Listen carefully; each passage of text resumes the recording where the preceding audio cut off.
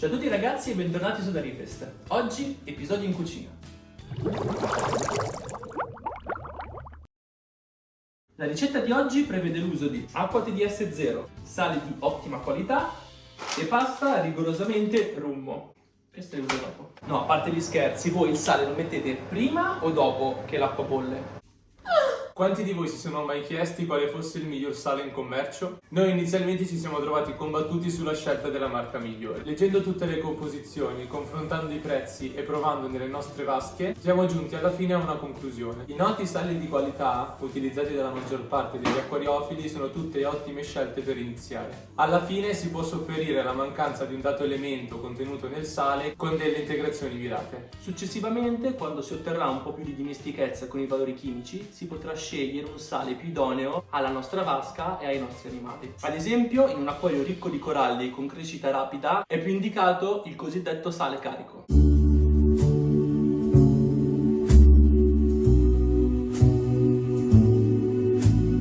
Piuttosto che in un acquario solo di pesci, dove sarebbe preferibile un acquario meno concentrato.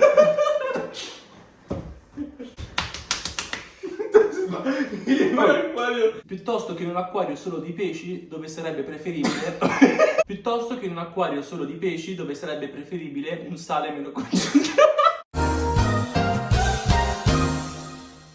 Scelto il sale, bisogna scioglierlo. Sì, ma quanto? Mi raccomando, è di vitale importanza possedere un rifrattometro tarato nel modo corretto. Per fare questo è meglio utilizzare soluzioni a concentrazione nota, che ci daranno maggiore precisione nella lettura. Lo strumento con il tempo tenderà a scaribelarsi, quindi mi raccomando, soluzione sempre a portata di mano e conservata perfettamente.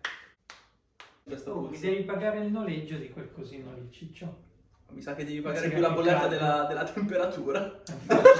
Personalmente, tarando con acqua d'osmosi, abbiamo sempre trovato discrepanze di 2 punti di salinità nella lettura. Per questo preferiamo utilizzare standard a concentrazioni note per le nostre misurazioni. Fatta la premessa, il nostro consiglio è di tenere in un acquario di barriera con coralli la salinità al 35 per 1000. Ipoteticamente basterebbe sciogliere 35 grammi di sale in un litro per ottenere la nostra soluzione. Ma attenzione, questo è un errore per 2 motivi. Il primo è che quei 35 grammi non sono realmente tutti di sale, dato che ci sarà la componente umidità che andrà a influenzarne il peso. Il secondo è che quei grammi di sale pesati dovranno essere sottratti alla quantità di acqua e non aggiunti. Un litro di acqua si può intendere come 1000 ml della stessa. Il calcolo giusto sarà quello di sottrarre la quantità di sale che sarà indicata dalla casa produttrice in base al contenuto di umidità al nostro 1000. Il risultato sarà l'acqua TDS 0 che dovremo preparare per la nostra soluzione. Fatto il litro, basterà applicare il calcolo ai restanti. Come sempre vi ricordiamo di seguire le pagine Facebook, Instagram e YouTube di Arte e di Darifest. Ci vediamo venerdì prossimo con la prossima puntata. Io sono Riccardo E io sono Luca. e questo era Da Podcast.